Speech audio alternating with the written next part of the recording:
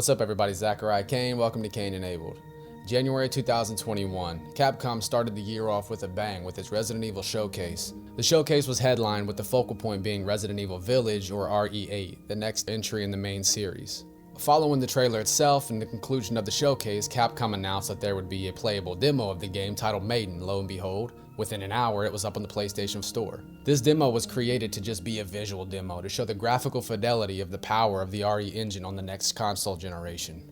But much like Kitchen and Beginning Hour, Resident Evil fans were eager to dive in and find every little secret within this game.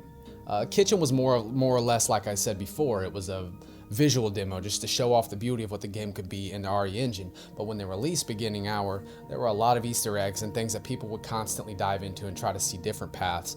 And everybody was excited to see Maiden be no different. I consider myself a very big Resident Evil fan. I've got my books that I've had since I was a child. I've got the game collection that I've had forever. And I mean, I've even got my strategy guides from when I was a kid. This is my actual copy of Resident Evil Nemesis strategy guide that's run to the ground because I was a kid, but hey, still got it. And so that's what today's video is going to be. It's going to be me talking about how I feel about it, my expectations and hopes. And then at the end of this, I'm going to upload my entire first playthrough of the game. If you weren't lucky enough to have this available to you, which obviously this was only available on the PlayStation Store, so a lot of people were upset about that. And I get that, but at the same time, I don't want everybody missing out. And so that's what we're going to do. First off, graphically, they're continuing to push the RE engine. The textures in this game are gorgeous, and I know that you get that disclaimer at the beginning that tells you, hey, things are subject to change, and that's fine. But I mean, if even if it was to be released as it sits now, I mean, this game is visually gorgeous, all the way down to candle lights and light reflection on shiny objects, and just the atmosphere of this castle feels so real. Like, it brings the RE engine into the net. I thought Resident Evil 7 did it so good, but they are just continuing to put resources into the RE engine and make this thing fleshed out so much that it just excites me to see what the actual VIIIage is going to look like when it's final. Now, as far as the gameplay is concerned, they're just tried and true. They're taking what they did with 7. 7 felt great. There was a couple little flaws and mechanics that were off. You know, they kind of tweaked them, and it's out there. It feels like Beginning Hour did for 7. It feels like a tech demo, and you know, at the same time you feel like there's going to be more to it. There are things in the game. I actually played multiple playthroughs because anybody who played Beginning Hour remembers there were multiple endings to that, and so myself as well as a lot of other people have been trying to find if there were extra hints and tips and tricks and ways to get through the game besides the one that seems like the only possible ending besides the death, which I did find out the hard way. I'm not going to go and talk about spoilers right now. Like I said, if you're interested in seeing a full playthrough, blind playthrough, genuine first playthrough, stick to the end of this video. I felt it was worth it, and it's exciting, and it builds excitement for the game itself later on.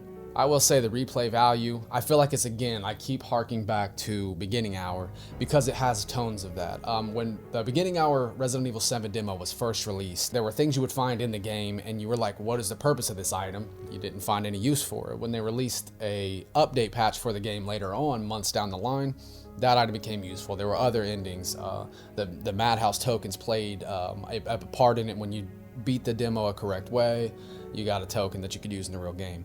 I fully expect that to be the case with this because there are items that you actually find in the Maiden demo that right now have virtually no use. So I would expect when this does roll out on other consoles, they'll do a patch update, and that item will either be usable, or by keeping it in your inventory and transferring it over to VIIIage, you may get some sort of bonus.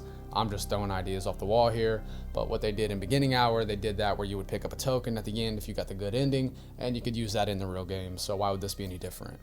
Story-wise, I'm interested to see what this is all about. The time of the game itself, as far as the Maiden demo is concerned, is set years ahead of what it looks like VIIIage is going to be set.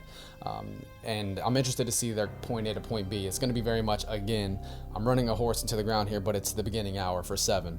In 7, you saw the perspective of a cameraman walking in kind of a paranormal activity kind of crew, walking through this house, and you were the cameraman. Well, Maiden starts out, and you can't be Ethan, and you can't be anybody else because the year stated in the demo, it kind of indicates that those people probably aren't alive yet. So this is set sometime in the past, and I'd like to see how this all ties into the game itself. And I look forward to seeing the Easter egg, I'm sure, where whatever character you play as in this tech demo, being able to come across their body just like in Beginning Hour, when you can see the cameraman and the crew finding their bodies spread in various spots throughout the Baker estate. just beautiful touches Capcom likes to do with their games for people who are into that kind of thing, digging and finding. That's really all I can say about the demo. It was exciting, and like I said, I've played it 3 or 4 times over, full playthroughs. I've played it. It takes about 30 minutes to play it, a genuine playthrough, and that's looking through everything, but I spent over an hour on one just kind of trying to figure out any extra possibility, and to my knowledge there's nothing else yet. So it's just going to be what it is until a patch comes out. It's beautiful, it plays smart, it plays great, it feels good on the controller.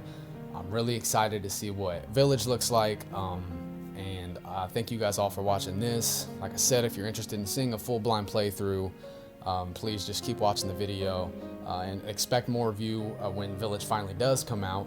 I'm definitely going to be diving back in and giving my personal opinions of the game itself, whether it's worth it, and how I feel about it as far as the series, as far as Kaine. That's all I got for now, guys. Thank you so much for watching the video. Like, subscribe. Thank you guys for the support, and I'll see you in the next one.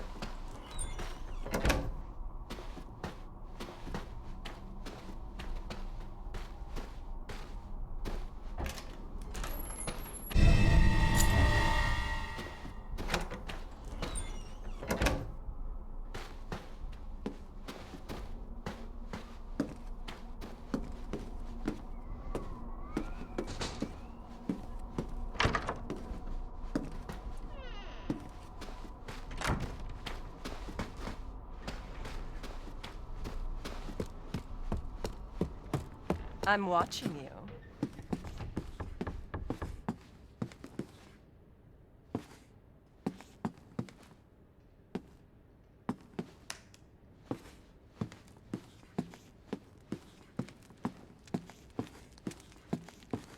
I won't last until dinner.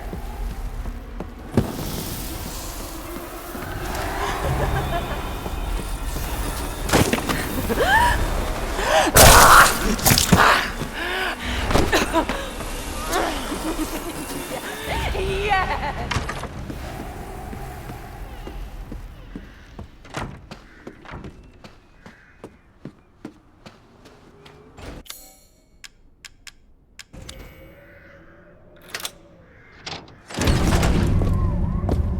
So we finally meet.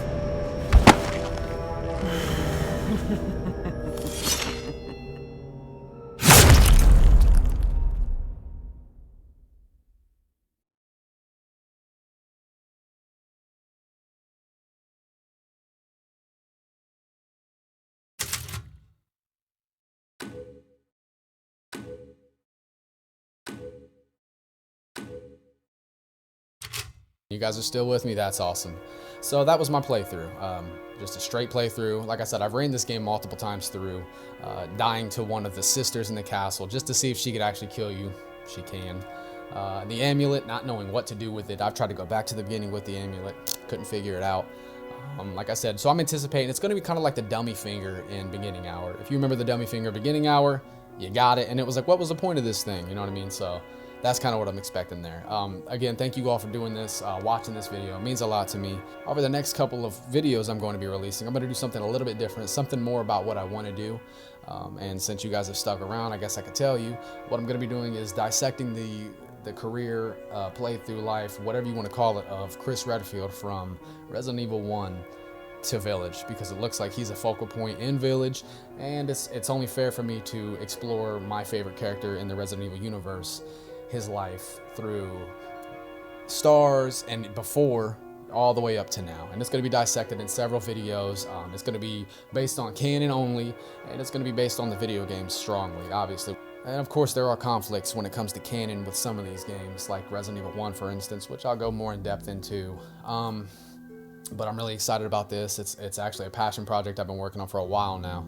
And when it starts rolling out, it's going to be a couple of parts, and it'll coincide with the release of VIIIage, and we'll keep on rolling, and we'll combine it in one big video at the end of that for all you binge watchers like myself, and we'll just keep it going from there. It was going to be between Resident Evil and Mass Effect, but once I get a little more detail as far as the release of the Mass Effect, either remastered or they are working on another one, we'll go ahead and take a look at Mass Effect as well, because I am also a fan of Mass Effect. It's no surprise there. So like I said, thank you guys for sticking around. If my content excites you, thank you so much. Hit that subscribe, like, comment, whatever you want to do. Thank you so much, and see you in the next one.